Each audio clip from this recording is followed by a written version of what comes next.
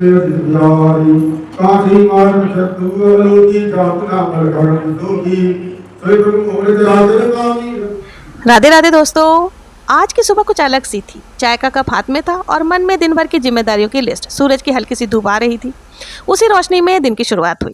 सुबह सबसे पहले मैं गर्म पानी में नींबू निचोड़ करके वो पीती हूँ, बॉडी डिटॉक्स हो जाता है। आप लोग क्या करते हैं ज़रूर से बताइए। उसके बाद हम इंडियंस बिना चाय के हमारे दिन की शुरुआत ही नहीं होती। ऑब्वियसली चाय बनाने के लिए मैं चली गई और मुझे अदरक वाली चाय बहुत अच्छी लगती है। सुबह सुबह अदरक कूटने की आवाज़ ही जो सबके घर से आती है ना, वो भी बहुत ही अच्छा लगता है कि हाँ सुबह हो गई है। और देखिए, आप लोग जब चाय बनाते हो तो चीनी आप लोग कब डालते हो ये ज़रूर से बताना। फिर मैंने बाहर आंगन में, मुझे देखो बाहर आंगन में बैठ करके चाय पीना बहुत अच्छा लगता है, क्योंकि सुबह एक तो गर्मी का भी मौसम है, उसमें सुबह की जो हवा चलती है ना ठंडी ठंडी, बहुत अच्छा लगता है। बहुत सुकून मिलता है। चिड़ियाँ वगैरह जो चहचहाहट होती है ना, बहुत अच्छी लगती है। तो मैं बाहर बैठ करके चाय आदि पी। चाय पीने के बाद फिर वही घर का काम काज मुझे बुला रहा था, चीख चीख करके पुकार रहा था, आ जाओ भाई झाड़ू वाड़ू लगा लो। फिर मैं झाड़ू, देखिए हेल्पर आती है लेकिन हेल्पर थोड़ी लेट आती है, तो इसलिए सुबह की जो बासी झाड़ू होती है ना, मैं खुद से निकालना प्रेफर करती हूँ। तो पूरे आंगन में घर में मैंने झाड़ू निकाल, क्योंकि अभी पतझड़ का मौसम भी है तो बहुत सारे पत्ते आदि इकट्ठे हो जाते हैं। तो सबको साफ सफाई करने के बाद फिर स्नान आदि करने के बाद मैं पूजा करने के लिए मंदिर में चली आई। पूजा वूजा करने के बाद कब दोपहर हो गई पता ही नहीं चला। और फिर मुझे ध्यान आया कि आज तो मुझे रामायण के पाठ में भी जाना है। फटाफट से फिर क्या था, साड़ी चेंज किया। और देखिए, ये हल्की सी साड़ी मैंने पहन ली थी, क्योंकि ये कॉटन सिल्क साड़ी और अभी गर्मी में ना ज़्यादा भारी साड़ी पहनने की इच्छा नहीं होती है। तो आप लोगों को ये साड़ी कैसी लगी ज़रूर से बताएं। और देखिए, लाइट कलर था, हल्के हल्के इसमें बूटे बने हुए हैं।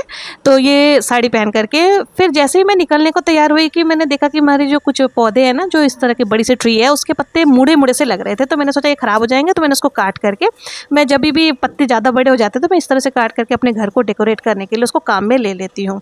आप लोग इस तरह के पत्तों का क्या करते हैं ज़रूर से बताइएगा। देखिए, मैं बहुत हर जगह ही मुझे ना ग्रीनरी बहुत पसंद है, तो मैं इन पत्तों को काट काट करके मैंने किचन में भी लगाया हुआ है, डाइनिंग टेबल पर भी रखा हुआ है, और साथ ही जहाँ भी मुझे स्पेस मिलता है ना, कुछ नहीं देखिए, अगर आपके पास पॉट है तो पॉट में लगा सकते हैं, नहीं तो ग्लास होता है ना, ग्लास में थोड़ा सा पानी डालकर उसमें हल्का सा नमक डाल करके अगर आप इन पत्तों को रखेंगे ना, तो ये महीनों भर बिल्कुल ऐसे फ्रेश रहते हैं, ख़राब नहीं होते। मतलब कम से कम देखो, ज़्यादा गर्मी है तो 15 दिन तो ये पत्ते चल ही जाते हैं। तो मैं हमेशा इन पत्तों को फेंकती नहीं हूँ, मैं इनको ऐसे ही ग्लास आदि में, मेरे पास ये तांबे पीतल की ग्लासेस है, तो उसमें हल्का सा नमक डाल करके मैं इन पत्तों को रख देती हूँ। तो ये बहुत ही अच्छे हरे भरे ताजगी मतलब वाला वातावरण हो जाता है।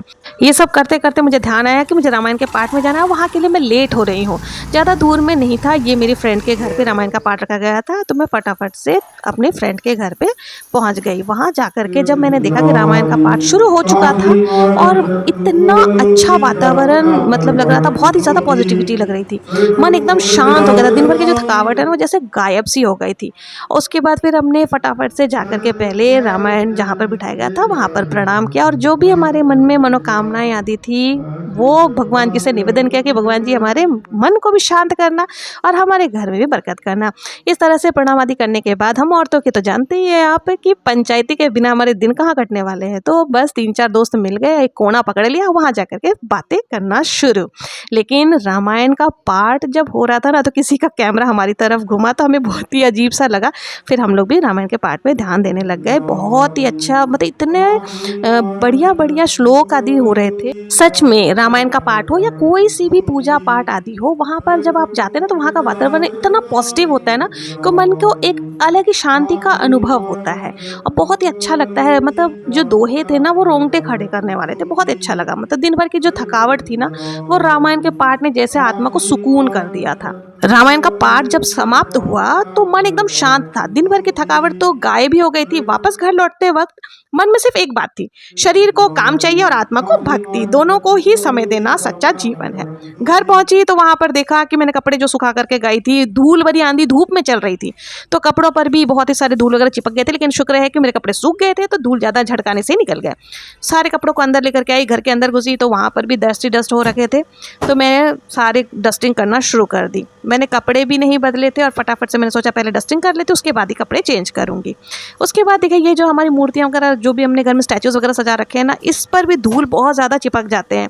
इनको साफ़ करने में बहुत ज़्यादा मुश्किल होती है। तो आप लोग जो है, अगर आपके पास इस टाइप के स्टैचू तो कैसे साफ़ करते हैं, प्लीज़ मुझे सजेस्ट करें कि इसको गीले कपड़ों से पोंछना चाहिए या फिर इसको कैसे साफ़ करते हैं, कमेंट में ज़रूर से बताएं, क्योंकि मुझे इनको साफ़ करने में बहुत ज़्यादा दिक्कत आती है और रोज़ ही इनको साफ़ करना पड़ता है। नहीं तो डस्ट इतने ज़्यादा इसके ऊपर इकट्ठे हो जाते हैं ना कि मतलब क्या ही बताऊँ। इसके बाद साफ़ सफाई करते करते कब शाम हो गई और खाना बनाने का समय हो गया, तो मैंने सोचा कि आज अगर रोटी सब्जी में थोड़ा टाइम लगता है तो मैंने इडली सांभर ही सबके लिए बना दिए थे। और हमारे घर में कोई ऐसा नहीं है कि सब कुछ खा लेते हैं, तो हमने इडली सांभर चटनी आदि बना ली थी और उसी को डिनर में खा करके सब रेस्ट करने के लिए चले गए। मन में अभी भी रामायण के जो श्लोक थे ना, चौपाई आदि थी, वो गूंज रहे थे। मतलब कुल मिलाकर के बहुत ही अच्छा आज का दिन मेरा था। और जीवन में देखिए, जब भी आपको मौका मिले ना, तो काम तो चलता ही रहता है। हर दिन कुछ ना कुछ जीवन हमें सिखाता है और आज हमने सीखा कि काम से जीवन चलता है और भक्ति से जीवन समझ में आता है। सादा दिन था लेकिन आत्मा तक पहुंच गया था। आप लोगों को मेरा ये व्लॉग कैसा लगा? अगर पसंद आया तो प्लीज़ मेरे चैनल को लाइक शेयर सब्सक्राइब जरूर से करें। मिलते हैं नेक्स्ट व्लॉग में, तब तक के लिए स्वस्थ रहे, मस्त रहे। राधे राधे।